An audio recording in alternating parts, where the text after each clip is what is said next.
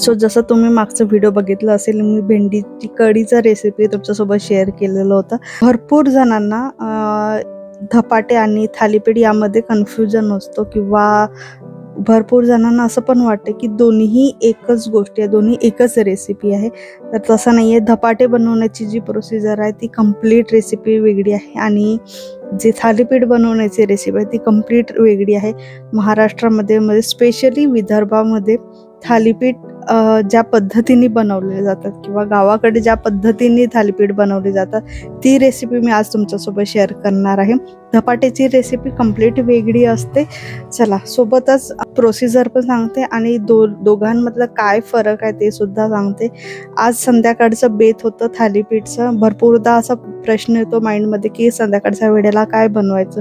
So आज भरपूर दिवसानंतर मी पण थालीपीठ बनवण्याचं आज बेत ठेवला होता आणि चला बघूया कसं बनवायचं आहे, काय पद्धत आहे आणि कुठल्या पद्धतीने मी बनवते.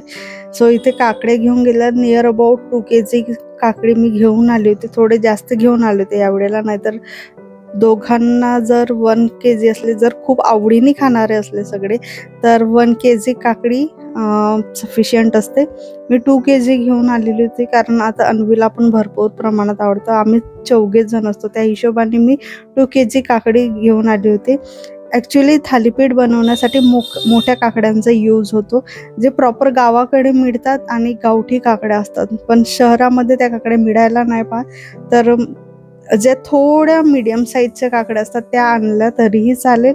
सगळ्यात आधी काकड्यांना व्यवस्थित वॉश करून मी असं त्याचं जे टर्फल आहे ते काढून घेत आहे आणि पूर्ण काकड्यांचं टर्फल काढून झाल्यानंतर त्यांना व्यवस्थित किसून घ्यायचं. त्याचा एक प्रॉपर चॉपिंग करून घ्यायची आहे.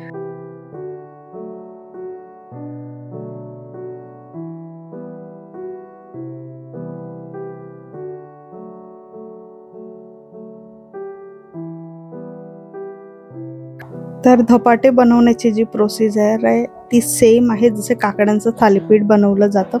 ज्या पद्धतीने काकडीचा यूज केला जातो, फक्त काही असे इन्ग्रेडियंट आहेत जे थालीपीठमध्ये आणि धपाट्यामध्ये वेगवेगळे असतात.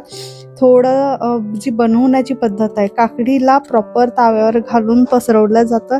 धपाट्यासाठी प्रॉपर एक कॉटनचा कापड घेऊन त्यावर ती थापलं जातं, त्यानंतर ते ताव्यावर घातलं जातं. सो अशा पद्धतीचा थोडासा डिफरन्स आहे धपाट्या आणि थालीपीठमध्ये.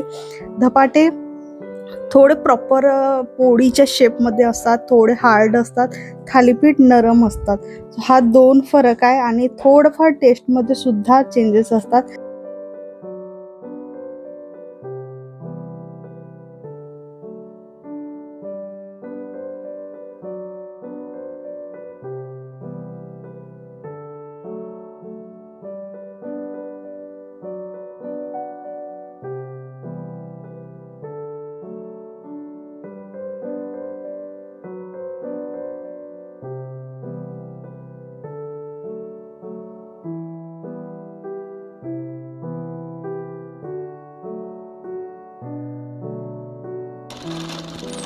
त्यानंतर वाटण तयार करण्यासाठी 5 ते 6 मिरच्या मी इथे घेतलेल्या आहेत आणि सोबत कोथिंबीर घेतलेली आहे. व्यवस्थित वाटून घ्यायची आहे.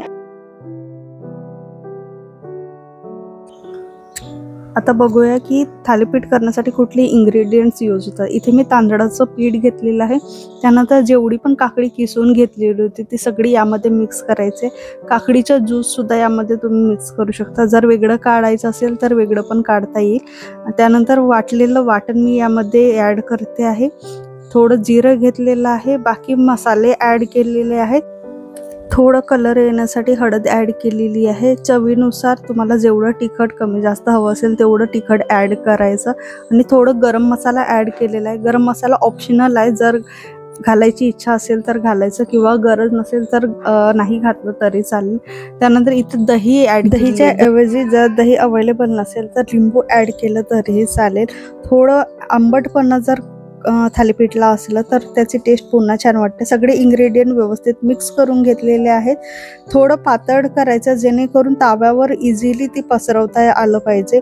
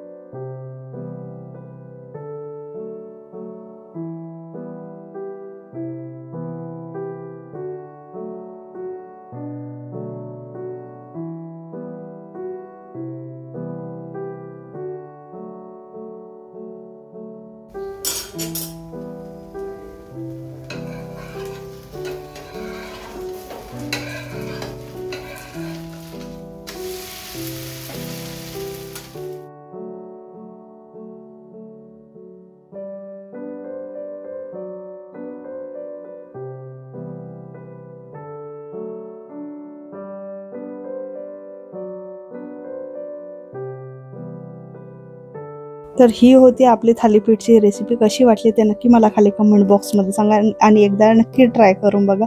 भेटू आपण अशाच एका नेक्स्ट व्हिडिओमध्ये. तोपर्यंत बाय बाय, टेक केअर.